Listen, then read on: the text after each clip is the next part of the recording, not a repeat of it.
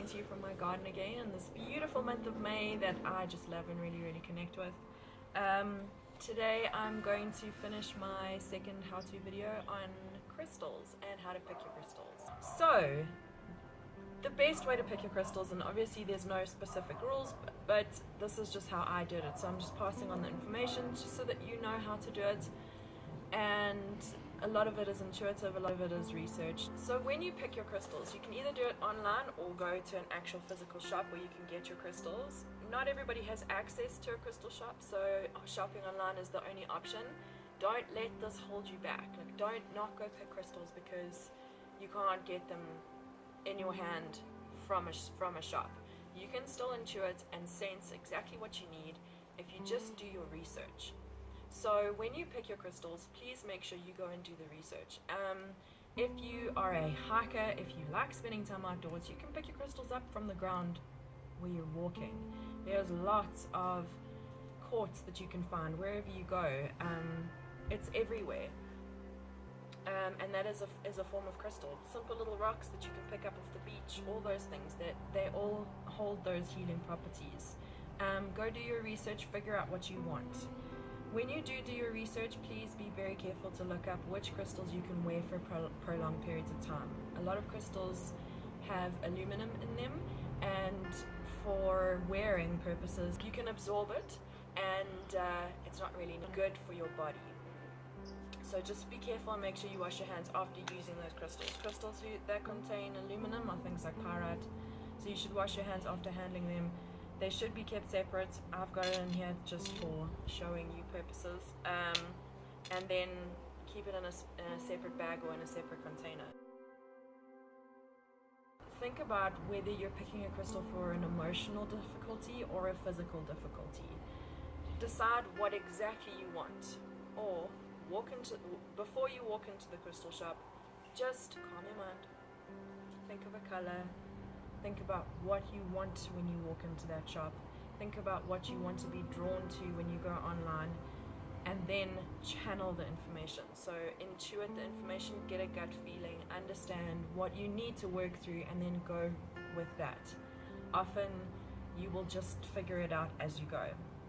So what I like to do, we have a really good crystal shop in our area, and I like to go in and just feel. So I will go into the crystal shop.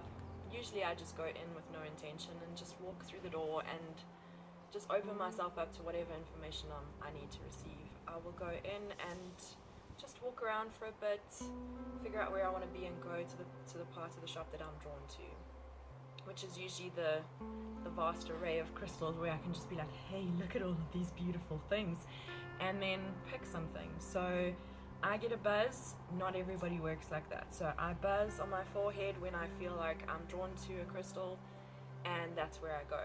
You can use your hands to feel which crystal you'd like to pick up. So that would be like Reiki kind of energy, where you would just energize through your hands and just see which crystal would be drawn to the center of your palm. It will either cause a vibration or a heat or a cold, and then go and look up its properties. So most crystal shops will have a little card inside the box of crystals, indicating what the crystal is used for and how it would help you and what kind of ailments it would relieve. And that's what you can base your picking on. So when you pick, you can use your hands, you can use vibration, you can use your eyes, what's attractive, what are you being drawn to. You can use color. So okay, I'm going inside and I want a red crystal or a red stone. Okay, that's what I'm going to go look for.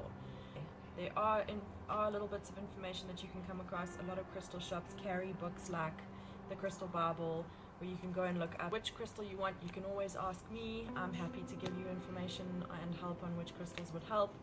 There are great pages on Facebook where you can ask people what crystals work for healing a broken heart, healing a relationship, healing emotional instability, all of that kind of thing. Then please make sure you cleanse your crystals. Do not be mistaken in thinking that you don't have to cleanse them. They don't come to you clean. They've been handled by multiple different people, multiple different situations. So please make sure you cleanse. Please.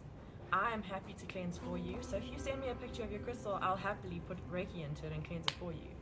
But please make sure that you cleanse your crystals. I told you in my previous video how to cleanse your crystals, so I'm not going to go back into it. When you energize them, so now when you energize them, a beautiful way to energize them is with your hands. Another beautiful way to energize some crystals is with the sun. After cleansing, this is very important. So I would place a crystal, so I'm going to use my snowflake obsidian in my hand. I would put Reiki into it, but you can just put, once it's cleansed, you can just put good energy into it. So just set your intention that I'm energizing this crystal and I'm connecting with myself. Then you would program your crystal. So programming crystal is basically setting the intention. How do you want to use this crystal? What do you want to use it for? How is this stone going to help you? What are its properties?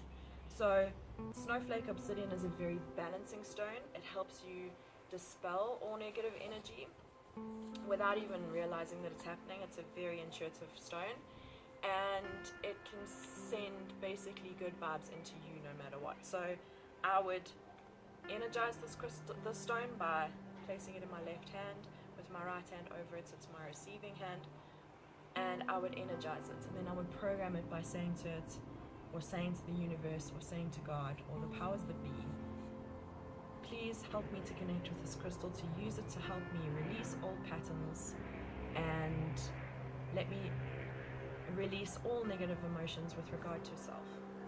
Alright, so now my crystal is programmed, it is connected with me. I would be able to feel the difference between this crystal and this crystal. This one is connected, this one is not. So I haven't programmed this crystal for me, it's just sitting in a random bowl full of crystals, and now this one is definitely connected to me.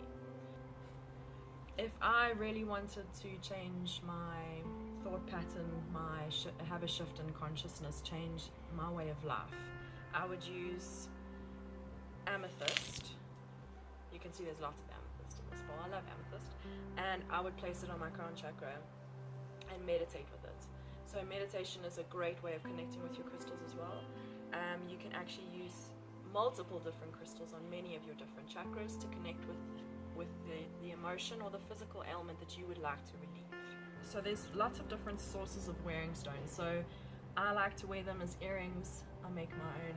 My mom gets me the stuff and I make my own earrings. So this is aventurine. This is jasper, as well as lotus seed, as well as turquoise.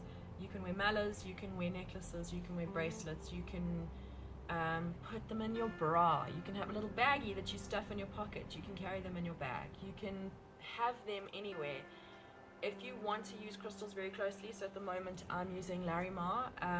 Larimar is really helping me with emotional stability at the moment and connecting me with that gentle, soothing energy that I need to embody with my Reiki and with my healing, as well as connecting with deeper love.